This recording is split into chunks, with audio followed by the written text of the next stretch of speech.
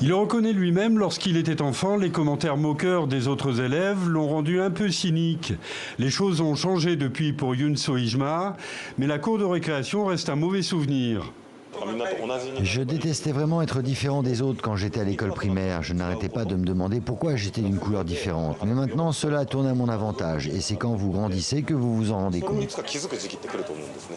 Avec son 1m95, Yoon aurait pu être basketteur, acteur et mannequin.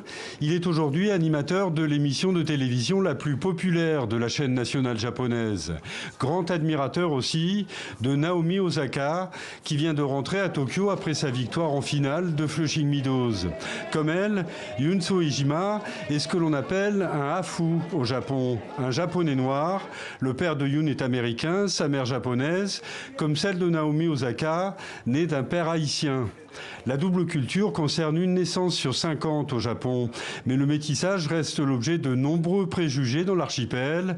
Pour les Japonais métis, afro-asiatiques, la victoire de Naomi Osaka est aussi l'espoir de faire évoluer les mentalités.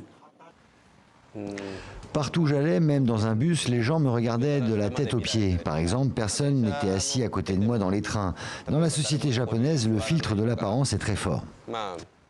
Au Japon, les étrangers ne représentent que 2% de la population et les mariages mixtes sont de plus en plus fréquents, mais l'archipel nippon ne reconnaît toujours pas la double nationalité.